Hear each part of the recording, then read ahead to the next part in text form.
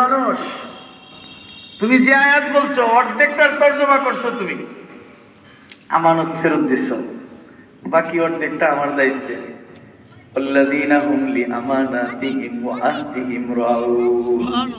কারণ আমার অর্ধেকটা তো রয়েছে।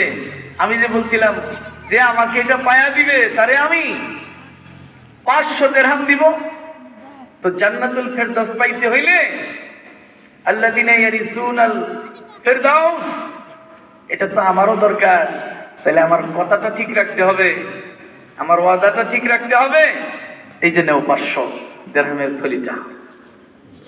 ছেলে বেঁকে বসছে, না না না, রাস্তায় পাওয়া গলার হার আমি জান্নাত কেনার জন্য আপনাকে ফেরত দিয়েছি, এইটা আমি দুনিয়ার পয়সা দেয়া জান্নাত বিক্রি করব না। নিবেই না, নিবেই না, নিবেই না। তো মুরব্বী আশ্চর্য বোধ করলেন, এত অভাবে পড়লো ছেলেটা, তাও নিল না। কথা এখানে শেষ, কিচ্ছাও শেষ।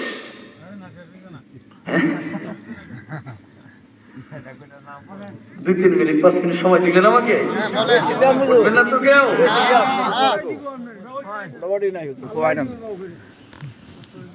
3 বছর পরে এই যুবক কাজী আবু বকর সাগরের বুকে জাহাজে চলতেছিল।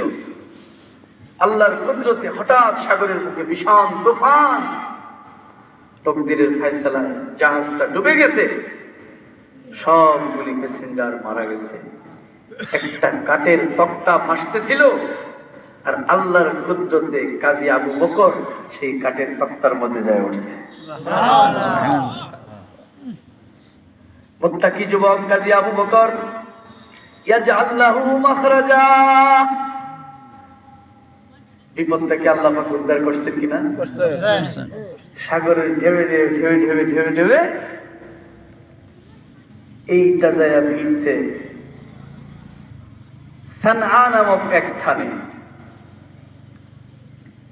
আপনারা যখন আমাকে দাওয়াত দিচ্ছেন তখন আমি উজবেকিস্তানে ছিলাম সম্ভবত, এই দাওয়াতটা আমার রাখা না আমার জানার মধ্যে।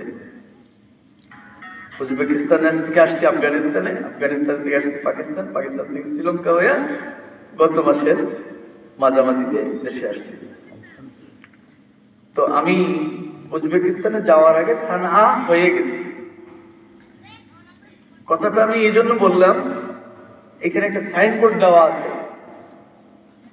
সাগরের কিনারে, সাইনবোর্ডটার মধ্যে লেখা আছে কাজী আবু বকরের